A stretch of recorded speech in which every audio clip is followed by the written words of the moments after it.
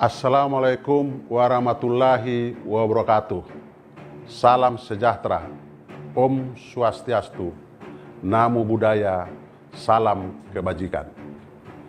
Saudara-saudaraku kader Partai Demokrat dari Sabang sampai Merauke dan dari Miangas sampai Pulau Rote yang telah bertekad bulat menyelamatkan Partai Demokrat dari partai dinasti, dari partai keluarga Cikeas, menuju KLB Partai Demokrat 2021 untuk mengembalikan marwah Partai Demokrat sesuai dengan namanya demokratis, terbuka dan modern yang merupakan landasan partai yang didirikan oleh para pendiri. Sekali lagi, bukan partai dinasti oligarki yang mengarah pada tirani.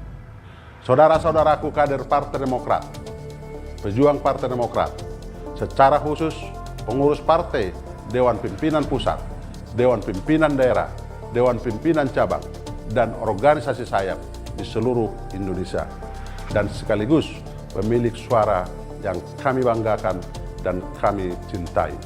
Sudah tertanam di masyarakat bahwa Partai Demokrat telah dicap sebagai partai dinasti sejak KLB pertama di Bali tahun 2013, di mana Bapak SBY menjadi ketua umum dan anak kandungnya Edi Baskoro Yudhoyono sebagai sekretaris jenderal Partai Demokrat.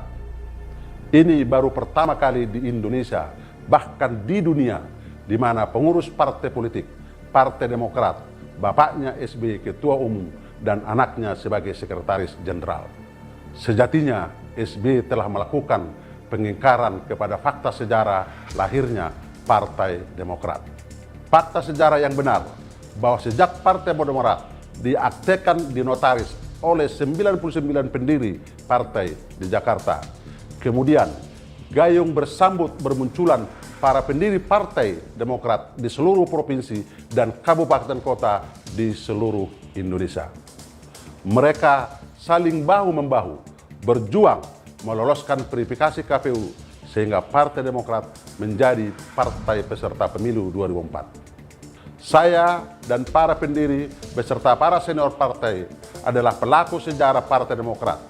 Saya menyatakan bahwa di dalamnya perjuangan para kader dari Sabang sampai Merauke bersusah payah, bekerja keras, tidak mengenal lelah dan waktu untuk bekerja bersama-sama meloloskan Partai Demokrat pada verifikasi KPU sehingga menjadi peserta pemilu 2004. Demi Tuhan saya bersaksi bahwa SBY tidak berkeringat sama sekali, apalagi berdarah-darah, sebagaimana pernyataannya di berbagai kesempatan. SBY bergabung dengan Partai Demokrat setelah lolos verifikasi KPU dengan memasukkan almarhumah Ibu Ani Yudhoyono sebagai salah satu wakil ketua umum dan hanya menyumbang uang 100 juta rupiah dalam bentuk 4 lembar travel check yang di Hotel Mirah Bogor. Pak SBY setelah mundur dari kabinet Ibu Megawati baru muncul pada acara Partai Demokrat di Hotel Kinasi di Bogor, di mana saat itu saya ketua panitianya. Ini menegaskan bahwa SBY bukanlah pendiri Partai Demokrat. Saudara-saudaraku kader Partai Demokrat di seluruh tanah air, siapakah orang yang pernah mengkudeta Partai Demokrat? Mari kita buka fakta sejarah. Pada saat Anas Urbaningrum terpilih sebagai Ketua Umum Partai Demokrat secara demokratis pada Kongres kedua di Bandung tahun 2010. Dalam perjalanannya, Anas Urbaningrum tersandung masalah hukum, namun belum status tersangka.